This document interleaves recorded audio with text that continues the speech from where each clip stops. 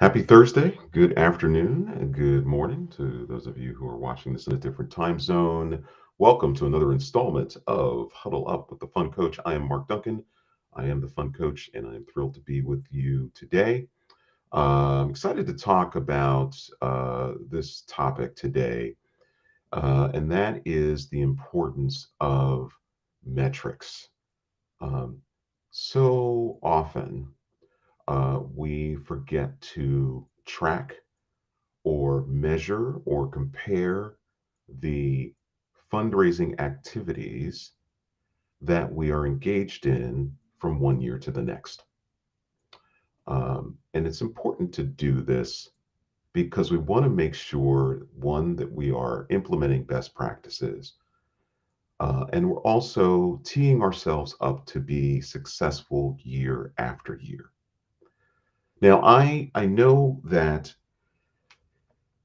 tracking all of this can be a real challenge, especially if you're a small shop, if you're a small nonprofit organization. It's the executive director who is taking the lead on all things related to fundraising, or you have a development person or you have volunteers.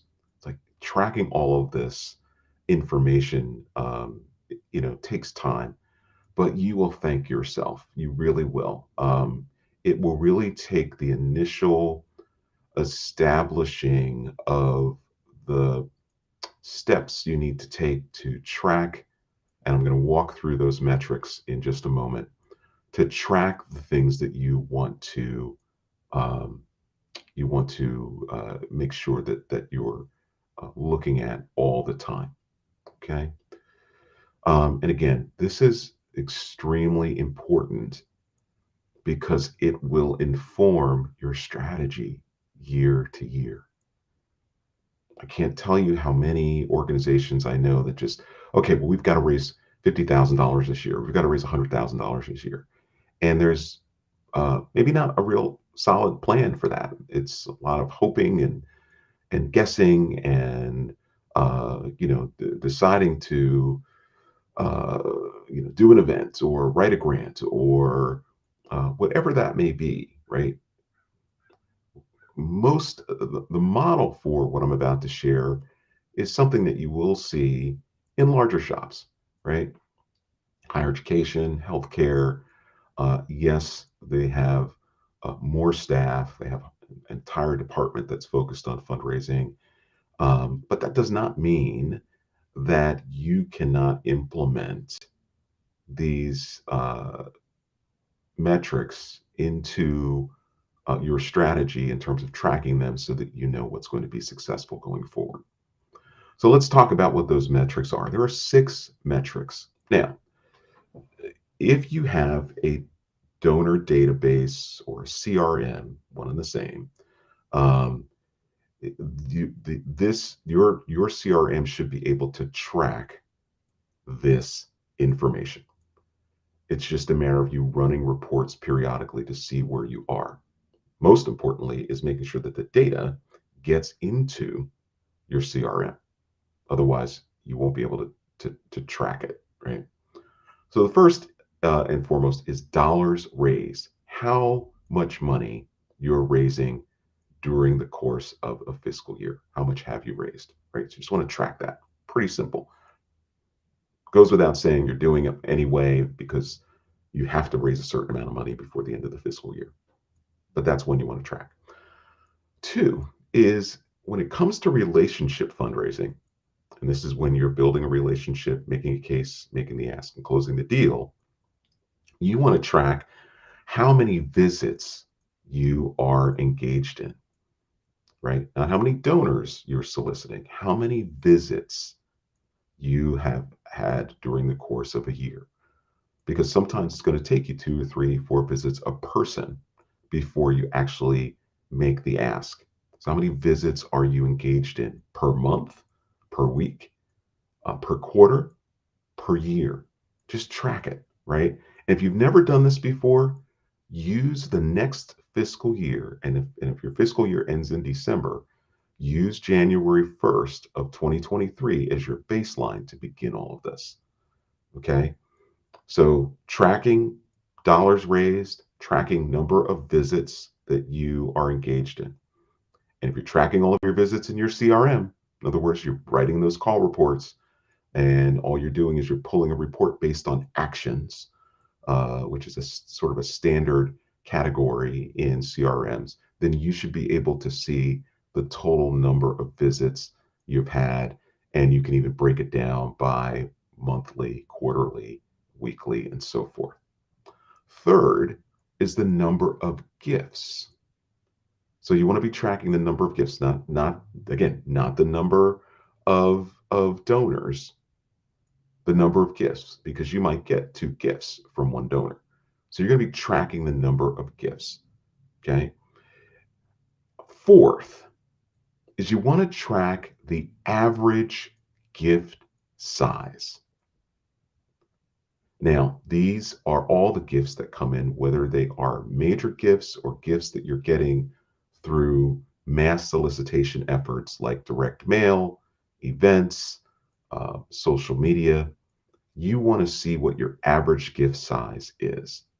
It could be $40, $50, right? Um, if you get a significant gift, or you get some significant gifts that are highly um, out of the ordinary in terms of a major gift, then you want to take the top 3 largest gifts and pull them out so that you can get a truer picture of what your average gift size is. So if you have a year where all of a sudden you've gotten $100,000 gift from a donor, and then a $50,000 gift, and maybe a $75,000 gift, when normally a major gifts uh, level is 1,000, 2,500, 5,000, maybe 10,000 being the top range. You want to take those top 3 gifts out of the mix so that you can really see what your average gift size is. You don't want to skew that number, because as you're comparing data year to year, you don't want to have to go back and find those anomalies, right? You want to be able to pull those out and know that you've pulled those out, okay, if they exist. The next is number of new donors. Number of new donors.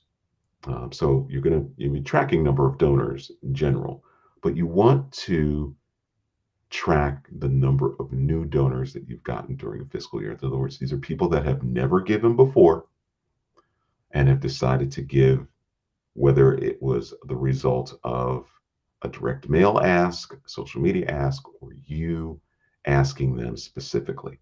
But you want to be tracking the number of new donors that you get. And then finally, donor retention.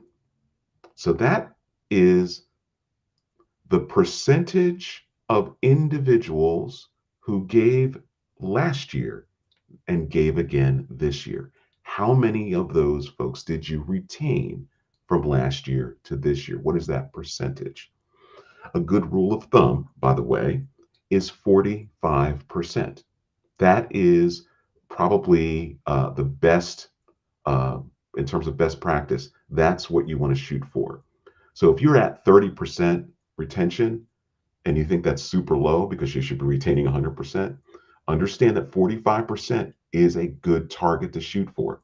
You're not going to be able to retain everyone, particularly in the folks that you are soliciting in mass. Okay, so that donor retention, you want to track that, and you want to have a target of 45%. That doesn't necessarily mean that's what your goal is, but that's what you ultimately want to get to. And if you're higher than that, great. But it's important to track that information. So let's just review total dollars raised, number of visits that you've made, number of gifts that you've received, what's your average gift size, number of new donors, and then what is your donor retention? What percentage of those folks that gave last year gave again this year? You can actually, if you have a good CRM, you can actually look that up right now. Where are you right now in terms of donor retention from last year to this year? Take a look at that. I encourage you to look at that. It's something that you want to work toward, which leads me to sort of the next part of this, Once you have that information, and you've decided to start tracking that information, the first thing you want to do is you want to get a baseline. So you want to find out how much money you've raised, and maybe go over the last 2 or 3 years if you have that information available.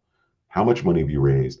The number of visits. You probably, if you have not been engaged in using your CRM as the place to track your activity, then you should start doing that as soon as possible, and definitely start doing that before the beginning of your next fiscal year. But you should be setting goals for all of these.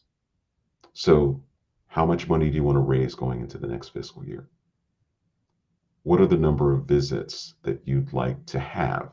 In other words, if you are the executive director and you're the only person that is actively engaged in this relationship fundraising, then how many visits are you going to be able to make? Right? Is it 3 a week? Right? So that's 12 a month, right? That's 144 visits over the course of a year on average. You also have to recognize that there are a couple of months in the year that are horrible times to visit with people. July and August primarily are those months, right? Those are horrible months. People are in vacation mode, they're hard to get a hold of. And so, really, out of 12 months, you really have 10 months that you can actually actively engage in this relationship fundraising process. So, how many visits are you going to have in those 10 months, right? You want to make sure you're tracking that. The other thing that will tell you is if you do not have the time to visit the number of prospects or donors that you have that can give in a significant way, you may want to consider hiring a major gifts officer who can take on a portfolio and get out there, visit with those folks, and begin to generate major gift revenue because of that. Okay. Then you want to set a goal for the number of gifts, your average gift size, track that, and then the goal is to increase that maybe by, let's say your average gift size is $75. You'd like to get it to $100, right? That means that the work that you need to do to make sure that everybody increases is making sure that your message is stronger, that people are clear about your mission and all the things that you're doing. And as you're visiting with folks, you're crystal clear about all the good stuff that's happening. You're stewarding them along the way to make sure that they are seeing all of the great things that you are doing, so that when it's time to ask, they're ready to hear it, and they're ready to give, and they're ready to give more. Okay. Number of new donors. This should be a crucial goal that you try to hit every year. So again, you need a baseline for all of these. What were the number of new donors that you had from last year to this year, right? And then you want to take a look at that, and maybe you'd like to see a 5% or 10% increase in the number of new donors that you bring in. These are new donors, right? Now, when you bring in new donors, now that goes to the final metric, and that's donor retention. You are going to see that number ebb and flow, because as you bring in new donors, you want to be able to retain them from one year to the next. And if you don't retain as many of the new donors as you brought in, then you're going to see your donor retention drop. So that's just something you need to keep in mind. But tracking all of this information is really critical, because it does help you understand your donor universe. It will help you understand the behavior of your donors and how you can take steps to adjust that behavior based on what you know. That's why we track these metrics, so that we can manage the message, manage the tactics, so that we can see an improvement on all fronts. Okay. So, metrics, metrics, metrics. I'll review one more time. You should be tracking 6 metrics: total dollars raised, number of visits, number of gifts, average gift size, number of new donors, and donor retention. Okay. If you do all of this, you will start to see opportunities for improvement, and you will see your fundraising grow significantly if you pay attention to those details. All right. So thank you for joining me. If you're watching this live, if you're watching this on a replay, thank you. If you have any questions, feel free to drop them in the uh, chat section or in the comments. And I hope you all have a wonderful day. And as always, fundraising is never about the dollars. It is about what the dollars do for the people that we serve. Thanks.